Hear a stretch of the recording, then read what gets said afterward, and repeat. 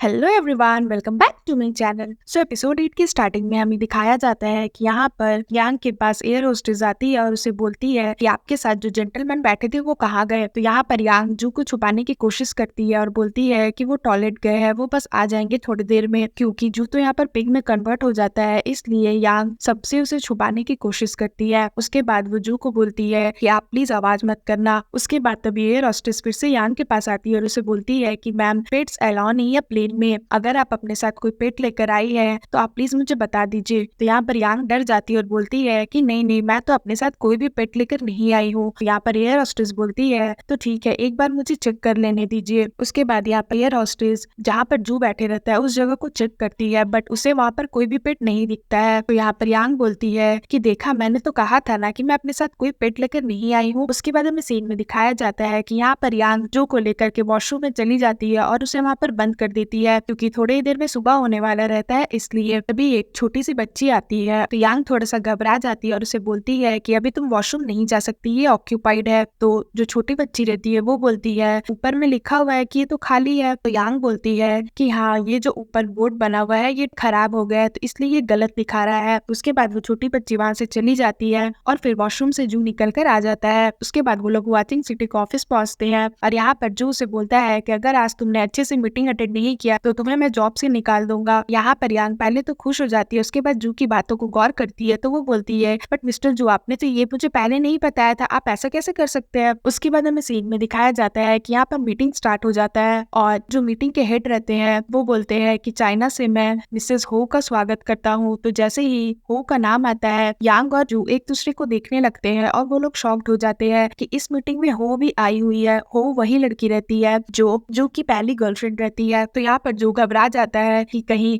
हो उसकी कंपनी के बारे में कुछ गलत ना बोल दे और जिस काम के लिए वो लोग आए हैं वो फेल ना हो जाए। उसके बाद हमें सीन में दिखाया जाता है कि यहाँ पर जो अपना प्रेजेंटेशन स्टार्ट करता है और अपने कंपनी और अपने करंट प्रोजेक्ट के बारे में सबको बताता है, क्योंकि यहाँ पर जो को बड़े बड़े कंपनी से पैसा चाहिए होता है इसलिए। उसके बाद यहाँ पर हो अपना हाथ उठाती है और बोलती है कि मैं आपसे कुछ पूछना चाहती हूँ। जैसे कि आपने डॉक्यूमेंट बनाया है और आपने अपने करंट प्रोजेक्ट के बारे में बताया है, तो आपका जो प्रोजेक्ट है हमारी कंपनी वैसा प्रोजेक्ट पहले कर चुकी है। इस तरह से पहले तो हो बोलती है, तो जो को लगता है कहीं वो हमारे प्रोजेक्ट का काम रुकवा ना दे, बट यहाँ पर हो उसकी प्रोजेक्ट की तारीफ करती है और बोलती है वैसे बात करूँ तो आपकी कंपनी ने हमारे कंपनी से ज्यादा अच्छा प्रोजेक्ट बनाया है और आप लोगों की आइडिया भी बहुत ही ज्यादा क्रिएटिव है और आप लोगों का जो प्रोजेक्ट है वो चाइना में बहुत ही अच्छा काम करेगा और सारी कंपनी के अगेंस्ट वो एक कंपटीशन भी बनेगा। इसलिए मैं आपकी कंपनी को थैंक यू बोलना चाहती हूँ कि आप लोगों ने इतना अच्छा प्रोजेक्ट बनाया और ब्रेवली आप इसे मार्केट में उतार रहे हो। तो जैसे ये चीज हो बोलती है, जो बहुत खुश हो जाता है कि कम से कम हो ने उसकी कंपनी के प्रोजेक्ट को सपोर्ट तो किया। उसके बाद हमें सीन में दिखाया जाता है कि यहाँ पर पार्टी स्टार्ट हो जाता है और जो यहाँ पर यांग का वेट कर रहा होता है और यांग जैसे ही आती है जो उसे देखता रह जाता है, क्योंकि वो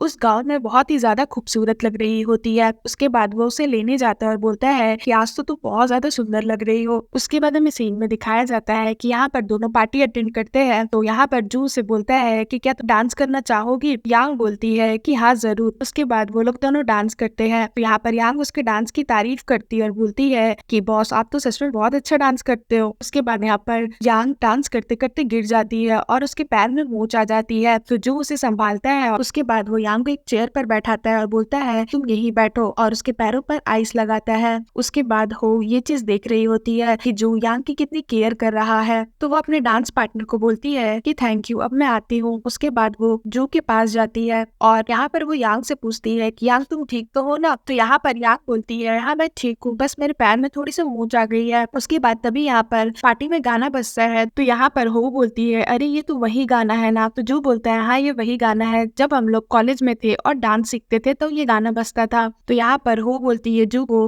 कि क्या तुम मेरे साथ डांस करोगे इस गाने पर। यहाँ पर यांग बोलती है कि अरे आप जाओ, मैं मैनेज कर लूंगी, आप जाकर हो के साथ डांस करो। उसके बाद हमें सीन में दिखाया जाता है कि दोनों बिजनेस ट्रिप से वापस आते हैं। तो सुशी उन्हें देखती है और बोलती है आप लोग दोनों साथ में कैसे वापस आ रहे हो। तो जो उसे बोलता है कि हम लोग बिजनेस ट्रिप पर गए थे और हम लोग दोनों की फ्लाइट सेम थी, इसलिए हम साथ में वापस आ रहे हैं और अब हमारा घर भी सेम है, तो तुम हटो और हमें जाने दो। तो यहाँ पर सुशी उन दोनों को अंदर जाने नहीं देती और बहाना मारती है कि आप लोग दोनों बहुत थक गए होगे, क्यों ना बाहर जाके थोड़ा सनलाइट का मजा लिया जाए। तो यहाँ जो बोलता है कि मैंने प्लेन में बहुत अच्छी नींद ली है तो मैं थका नहीं हूँ, मुझे जाने दो। तो यहाँ पर सुशी बोलती है कि नहीं, अभी आप अंदर नहीं जा सकते, अभी घर बहुत गंदा है क्योंकि अभी हम लोग जस्ट मूव किए इसीलिए। तो यहाँ पर जू बोलता है कि साइड से हटो वरना मैं तुम्हारा रेंट लगा दूंगा इस घर का। उसके बाद जू जैसे ही अंदर जाता है वो देखता है कि यांग के मम्मी पापा आए हुए हैं और यहाँ पर यांग के पापा जू को देखकर बहुत गुस्सा होते हैं क्योंकि उन्हें ये नहीं पता रहता है कि वो एक बहुत बड़े कंपनी का सीईओ है। उसके बाद यहाँ पर यांग बोलती है सुई सुई को कि तुमने मुझे पहले क्यों नहीं बताया कि मेरे मॉम डैड आए हुए हैं। तो सुई सुई से बोलती है कि अपना फोन चेक करो, मैंने कितनी बार तुम्हें कॉल और मैसेजेस किए। तो यहाँ पर यांग अपना फोन देखती है, वो देखती है कि सुई सुई तो सच बोल रही है, उसने बहुत सारे कॉल किए थे। तो यांग बोलती है ठीक है सॉरी, मेरी ही गलती है कि मैंने अपना फोन चेक नहीं किया। उसके बाद वो बोलती है वैसे मॉम डैड क्या सोचेंगे कि मैं अपने बॉस के साथ एक ही घर में रह रही हूँ, वो भी मेरे बॉस रेंट नहीं ले रहे हैं, पता नहीं मेरे मॉम डैड क्या सोचेंगे। तो यहाँ पर सुई सुई से बोलती है कि तुम लोग दोनों तो वैसे भी एक दूसरे को डेट कर ही रहे हो, तो एक ना एक दिन तो तुम दोनों को एक दूसरे के मॉम डैड से तो मिलना ही था। उसके बाद यहाँ पर यांग बोलती है एक मिनट, वैसे मेरे मॉम डैड को ये कैसे पता चला कि मैं यहाँ पर रह रही हूँ। और ये बात सुई सुई यांग के मॉम डैड को बता देती है। यहाँ पर सुई सुई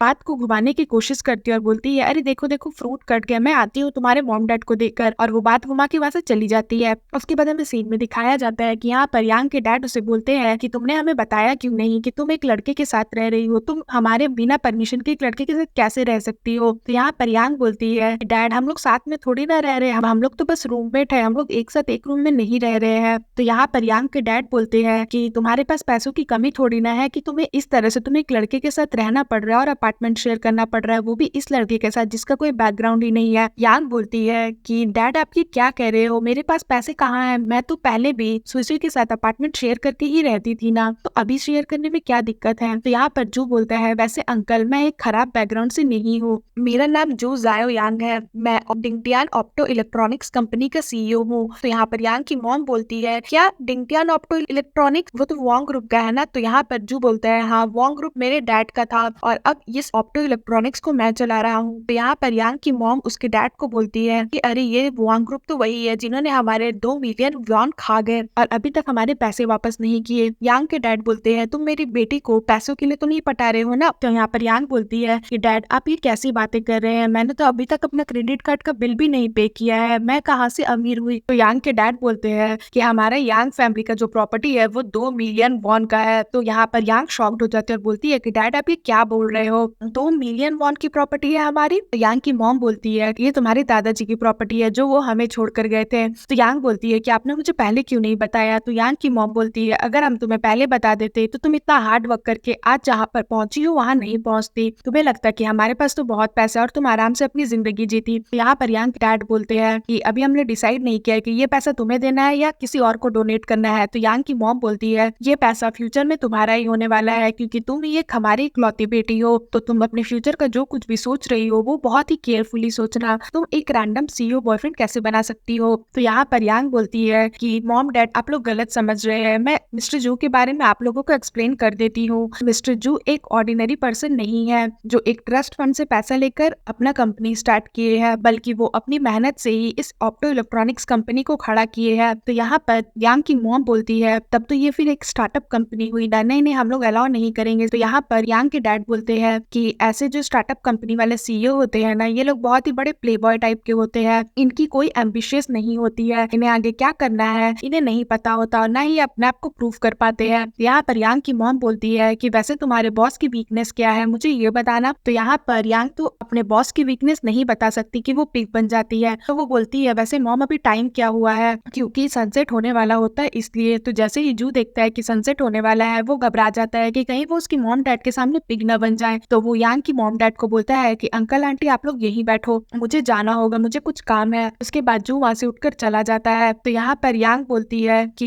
यही इनकी वीकनेस है, ये हमेशा बीच टॉपिक से भाग जाते हैं। उसके बाद जैसे ही जो अंदर जाता है वो पिग बन जाता है। उसके बाद यहाँ पर यांग की मॉम बोलती है कि तुम ऐसे लड़के के साथ नहीं रह सकती। यांग बोलती है कि मॉम डैड आप चिंता मत करो, मैं इसके साथ वैसे भी नहीं रहने वाली हूँ। उसके बाद यहाँ पर मन में वो सोचती है वैसे भी वो मुझे लाइक नहीं करते, और जो है वो ये सारी बातें सुन रहा होता है। तो जो को थोड़ा सा बुरा फील होता है कि यांग ऐसा कैसे बोल सकती है कि वो उसके साथ नहीं रहना चाहती। उसके बाद हमें सीन में दिखाया जाता है कि यहाँ पर यांग आती है जू के पास और उसे बोलती है कि मैंने सारा काम कर दिया है, अगर और कुछ काम है तो आप मुझे बता दो, नहीं तो मैं घर जाती हूँ। उसके बाद वो जू को बोलती है कि क्या आप मेरे साथ घर चलोगे। तो यहाँ पर जू तो बहुत गुस्सा रहता है यांग से, तो वो बोलता है कि नहीं मुझे नहीं जाना, तुम चले जाओ। तो यांग बोलती है कि वैसे मेरा पेट पैक जो है वो ऑफिस में ही है, तो अगर आपको दिक्कत ना हो तो मैं वो पेट बैग ले आओ ताकि आप मेरे साथ चलो। तो यहाँ पर जू बोलता है कि इसकी कोई ज़रूरत नहीं है और मुझे कब घर जाना है और कब नहीं मैं अच्छे से जानता हूँ। तुम्हारे जैसे आउटसाइडर लोग को मेरे बारे में चिंता करने की ज़रूरत नहीं है। तो यांग यहाँ पर थोड़ा सा सैड हो जाती है और बोलती है कि आप मुझे आउटसाइडर कैसे बोल सकते हो। उसके बाद वो बोलती है ठीक है कोई बात नहीं मैं चलती हूँ। उसके बाद यहाँ पर जो बोलता है कि 1 मिनट रुको। वैसे कुछ दिनों से जैसे ही वो ये बात बोलने जाता है उसके फोन में मैसेज आता है कि वांग टेक्नोलॉजी की स्टॉक प्राइस बहुत ज्यादा हाई हो गई है। तो वो ये मैसेज को देखता है और अपनी पुरानी बातों को इनकम्प्लीट ही छोड़कर यांग को बोलता है कि एक काम करो, हो के साथ मेरी नेक्स्ट अपॉइंटमेंट फिक्स करवा दो। और फिर सीन यहाँ पर खत्म हो जाता है। सो फ्रेंड्स, अगर आपको मेरी ये वीडियो अच्छी लगी हो तो प्लीज मेरी वीडियो को लाइक करिएगा, मेरे चैनल को सब्सक्राइब करिएगा। मैं जल्द इसका नेक्स्ट एपिसोड लेकर के आऊंगी जो बहुत ही ज्यादा इंटरेस्टिंग होने वाला है, तो उसके लिए वेट करिएगा। सो फ्रेंड्स, आज के लिए बाय बाय, मिलते हैं फिर से एक नई वीडियो के साथ।